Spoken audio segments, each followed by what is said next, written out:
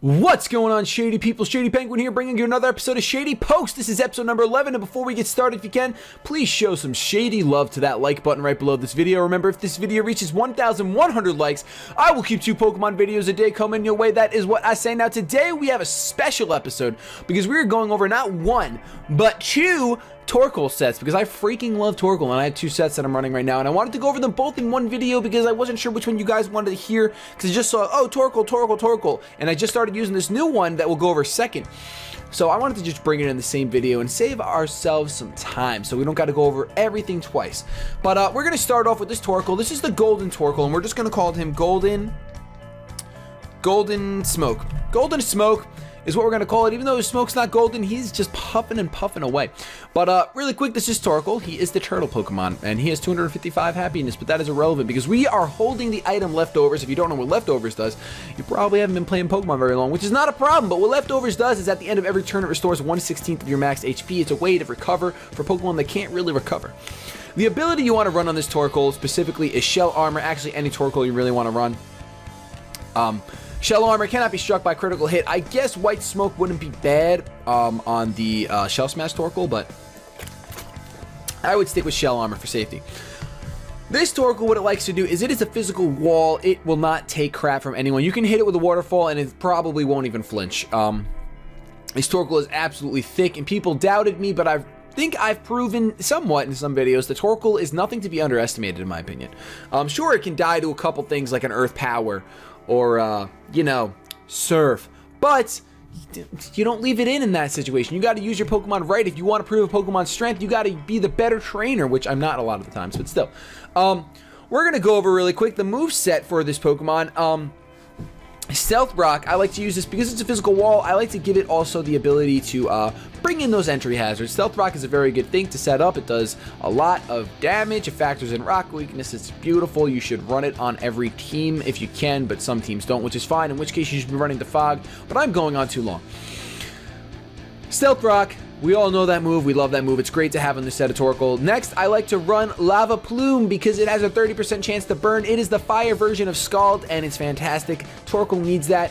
The ability to burn your opponent's Pokemon and do a little bit of damage, that's nice. That's what Torkoal likes to do. It's definitely his thing. Because you have to switch in, take a physical attack, and then hopefully burn something the next turn. If not, you're going to deal damage anyway. Then I like to run Earth Power for coverage, get those annoying Heatrans out of my face because a Torkoal will take on a Heatran any day of the week. That is, unless the Heatran is already in, because it's going to outspeed you and Earth Power you and kill you, but you got to be careful with what you do. Now, the last move slot, it's pretty much up to you. I like to run Swagger right now. Another very good move to run would be Yawn. Phase your opponent out or put something to sleep. That's absolutely beautiful. But I'm right now sticking with Swagger. I like it. It's beautiful. It's fantastic. We're going to go over the EV spread really quick for this Torkoal. We're running 252 HP, 252 defense with a positive defense nature with a negative speed nature. Run that relaxed nature. You're already slow as poop. You're not getting outsped, much like Cofigurgus. You're not outspeeding anything. Don't bother lowering your attack. Just in case, the only reason why I say don't bother lowering your attack is in case right here where Swagger is, you don't want to run a move like Swagger or whatever. You can run Foul Play. Can you learn Foul Play? That'd be really interesting if you can learn Foul Play. No, we can't. All right. Anyway, I was saying that in case you want to run Rapid Spin, if you want this to be your spinner and your entry hazard setter upper, that's not a bad idea. It's really not a bad idea, but you don't want a negative attack nature because who knows, that extra 1 HP of damage your Rapid Spin's going to do could be the difference between you winning the game. So don't give yourself a negative attack nature. There's really no reason. Plus, if you ever go up against Trick Room, you want to be as slow as possible. Honestly, with a Pokemon like this, I didn't do this in past with Cofigurgus, but you're probably going to want to run 0 IVs in speed, just because there's no point. You're not outspeeding anything anyway. Just try to be the fastest in Trick Room. I'm going to just change this back to Swagger for now because that's what I'm currently running. And like I said, 252 HP, you want to take those physical hits. You'll be able to recover with Leftovers. Most likely what happens is you come in, you take a physical hit. It only does like 30 HP. You recover Leftovers. They switch out. You recover Leftovers again. And you basically took nothing. You can also use Swagger to predict. If they're going to switch something in, you can go for your Swagger or your Yawn. If you pretty much wall, like if they're in there with an Arcanine, you can definitely go for Swagger or Yawn because they're switching out. That's what I think. That's how you want to use this Torkoal. Just really quick before I end this set, there's really nothing else to go over. Just know that Torkoal's a beast. And yeah, don't underestimate Swagger. Don't underestimate Swagger. Now let's go over to Torkoal, or as everyone wants me to call him, Twerkle. because this is the Shell Smasher. So definitely Torkoal. The item you're going to want to carry, same ability, same Pokemon. The item you're going to want to carry is White Herb. You also can try carrying Weakness Policy. I don't think I actually got it off. I was doing some testing with it.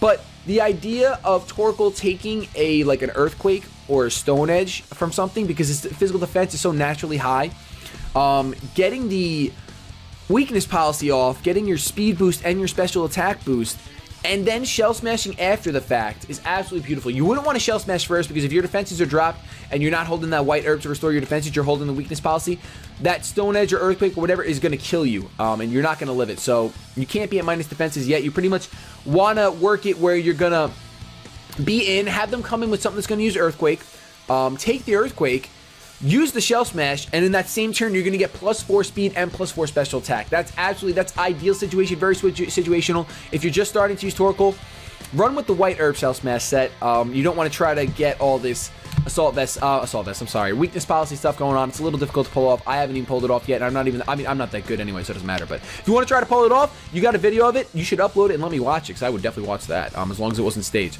So here we go. We're going over the moves really quick. Same ability, like I said. You're going to want to run Shell Smash, which if you don't know what Shell Smash does, boosts your attack, special attack by 2 stages and your speed by 2 stages, lowers your defense and special defense by 1. So what White Herb does is it counteracts that, and you're not going to lose any defenses. You're just going to win the game. You're just going to win the game because you're going to be at +2, +2, +2. Then for moves, you're going to want to run Flamethrower, a little bit stronger than Lava Plume. You can run Lava Plume if you want. However, the point of this Torkoal is to sweep, so I think you're better off going with as much damage as possible. Plus, is Lava Plume is 100% accurate. All right, so if you want to run Lava Plume over Flamethrower, you can. I like the extra 10 power just because this is supposed to be a sweeper, not a burner. But completely up to you. I run Earth Power, obviously, once again, for that coverage. Get rid of those Heat Trance. And then in the last move slot, and anything else that it's afraid of the ground, like Tyranitar. In the last move slot, Sludge Bomb for those fairies and for anything that resists. For example, when I had a battle with this, a Latias came in, and the only thing I could hit it with was Sludge Bomb because it resisted Flamethrower, and it was floating in the air like a freaking little floaty. So I hit it with Sludge Bomb a couple times and eventually killed it. So you're gonna, I think Sludge Bomb's probably your best bet. If you want to run HP Grass, that's your other bet. That's just for that's really just for Swampert to Gastrodon or anything that's 4 times weak to it. I can't think of anything else right now, but that's really what that's for. You're not really going to do too much damage, even though you're at +2. If it's only one time, if something's only 1 time weak to it, it's really not going to do that much damage, in my opinion. It doesn't have enough power anymore behind it. It's only base 60. So I prefer to run Sludge Bomb and just deal with those threats before setting up a Torkoal. The main thing, let's go over EVs really quick. Really simple. It's a special sweeper if you think about it. So you're going to run 252 in special attack, 252 in speed with a positive speed nature. It's very important. Very important. Is it very important? I run, right now, I do run a positive speed nature, but looking at it, you only get an extra 7 points, which after Shell Smash is an extra 14. So it could matter. It definitely could matter. But to see that jump from 137, you get that extra 13 points, which turns into an extra 26 after Shell Smash. You might want to run Modest. That's up to you. Torkoal's very slow. That's why I like to run a Timid Nature, just because it'll give it every single effort to possibly outspeed things. After the Shell Smash, you get to go to a speed of about 158, which can outspeed a lot of things. There are a lot of things that do outspeed it, though. So that's why the White Herb helps you combat that. But if you're running the Weakness Policy version, you're not going to 158. You're going to over 300 if you pull off that perfect situation, which really isn't that hard to pull off the more that I think about it. It's not that hard. Another thing you could do is you can run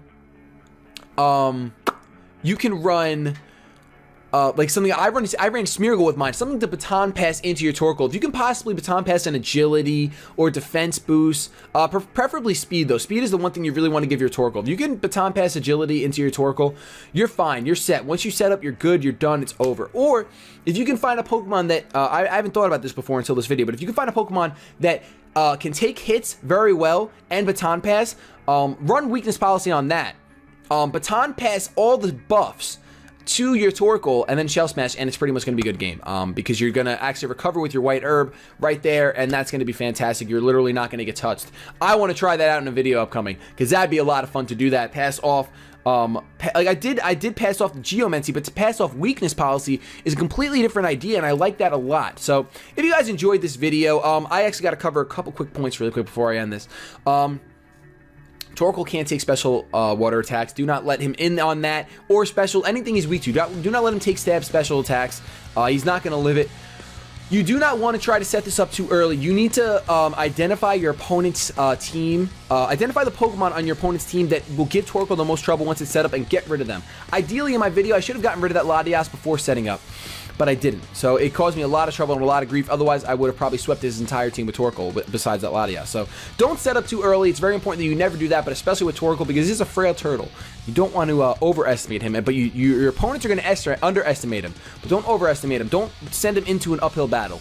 Make it as level as you can for him, and he will do amazing things for you. But that's going to bring us to the end of this Shady Pokes review. If you enjoyed this video, please make sure you show some shady love to that like button. Have yourselves a good day. But above all else, keep it shady.